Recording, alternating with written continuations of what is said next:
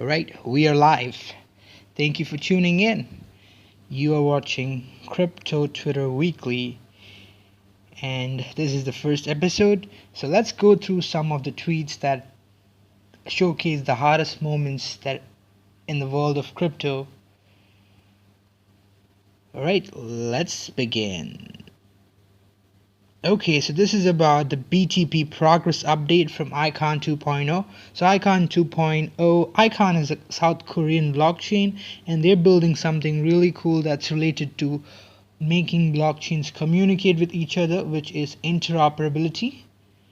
And BTP is basically the relay chain that's going to make different blockchains communicate. Currently they are working with Polkadot, and also they are in the road, they're about to partner with Harmony, which is really interesting. Let's see what Greg Zad has to say. Allocating 5% of the portfolio to Bitcoin is like playing just a tip. Don't kid yourself, you're gonna end up all in. That's very important because so many of us started with like 1% of your portfolio into crypto, and here we are, knee deep. Alright, this is classic. Trust me, I'm gonna beat the odds and make money day trading. This is what every goddamn day trader thinks, and you know what happens? He's gonna get mollywopped when there's a crash. Of course, trading is a risky profession, so really do your studies, do your research, and trade with only the money that you can afford to lose. Alright, Patrick Luberis posts the idea that led to Nano, a purely peer-to-peer version of digital cash that would allow online payments to be sent directly from one party to another without going through a financial institution. It should be centralized financial institution because when it comes to Bitcoin, there is still an intermediary or a miner that takes cut.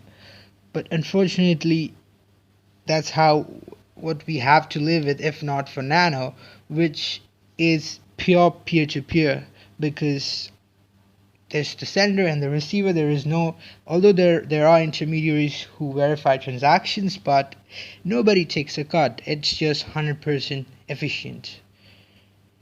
Cointelegraph, when there's confirmation of 50% clean energy usage by miners with positive future trend, Tesla will resume Bitcoin transactions. So this news came after El Salvador announced Bitcoin as a legal tender. So Elon also joins the bullish train, but the price of BTC keeps on dropping regardless of what Elon says. Maybe Elon's losing his touch, I don't know. But anyway, Bitcoin community really grew mad at Elon for not allowing car purchases in Tesla using Bitcoin. But now I guess that's history. That's Elon, and that's whom the crypto community has to live with. Brian Chapada says, MicroStrategy, my god, MicroStrategy is on a roar. Giga Chad Michael Saylor is a Bitcoin maniac. He wants to purchase more, and they are issuing junk bonds. Jason Calcana says, do I have this correct? Basically, he's jumping ship to investigate Tether along with so many loud mouths on Twitter. Jim Cramer has also joined the trend. So Tether has had a shady reputation when it comes to stablecoin, and it's the biggest stablecoin. It's 60 billion. It has 60 billion plus assets under it. Tether is a stablecoin backed by real dollars. The balance sheet has 30 billion plus commercial paper.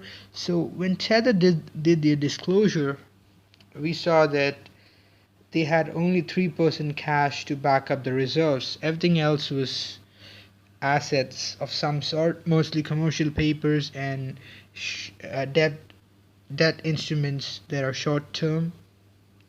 30 billion makes them the 7th largest short term debt holder in the world. So it's a risky thing. Whenever there's a pop in the credit market, Tether is going to go down under and the peg will be broken. But the crypto world pretends like is a, Tether is 100% backed and still treats it that way. Shiba Inu soars as Coinbase Pro announces SHIB trading.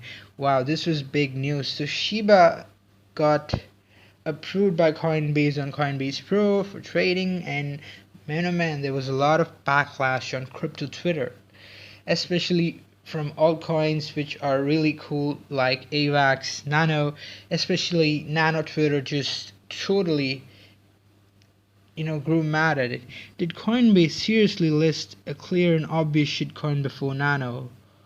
Oh, Nano, you need to wait your turn. Coinbase and Coinbase Pro has more fundamental projects to add. Giving access to a copy of a coin that features a picture of a dog is just too important to pass on.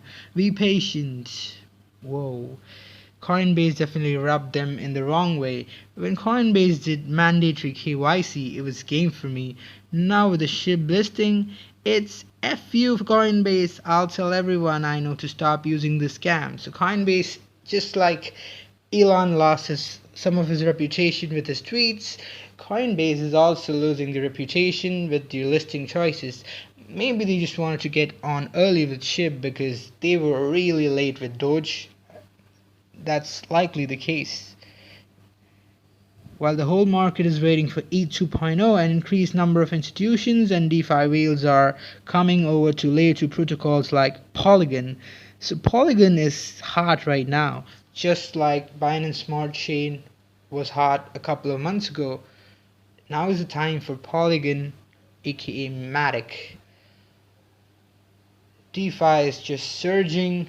There's so much activity in the chain. There's also reports of spam attacks on Polygon, and that thing happens often. DeFi protocols often keep fighting with each other, and there are agents who attempt to thwart one protocol so that their personal protocol wins, and so on. So I'm sure Polygon network will be able to manage spam. They already have fee mechanisms, so it shouldn't be too hard. And another thing, the most, I would say, popular news of this week is Titan Rugpulled. So this project called Titan got completely rug pulled, and Iron Finance, which was a algorithmically pegged stable coin that lost 25% of its value, I guess. Because of that, everybody who had invested in it because of greed lost it, and Mark Cuban was the biggest bag holder. Mark Cuban just got rug pulled by Iron Finance token Titan, crashing from $64 to 0.001 in a matter of hours. So these big mouths, these loud mouths, these talking these celebrities, investors, all these guys were coming into DeFi and trying to pump it up. Not just NFTs, but also other things. We also had like guys like Gary Vee, who clearly had no idea of what they were pumping, and yet they were being loud about NFTs, causing a retail investor to get trapped in some of these. And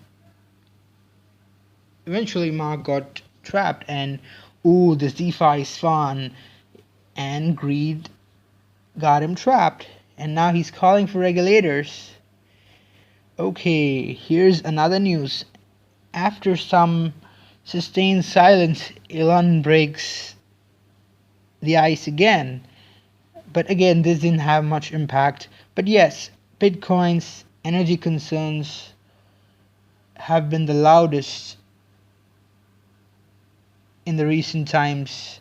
So miners are trying to get data.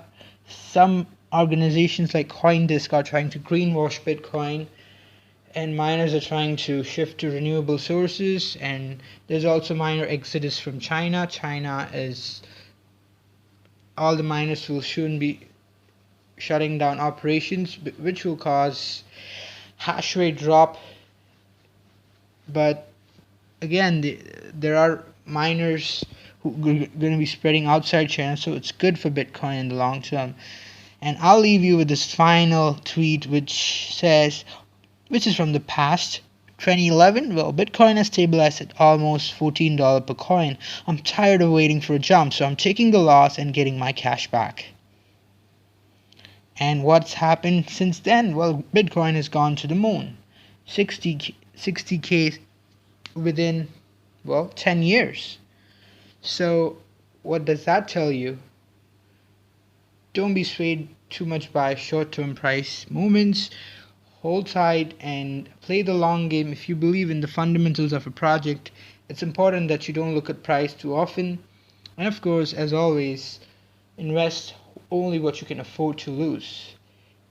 And that was it, guys. Thank you so much for listening. This was my first crypto weekly banter show, and hopefully we'll see you next week. Until then, it's goodbye from Ash. Cheers.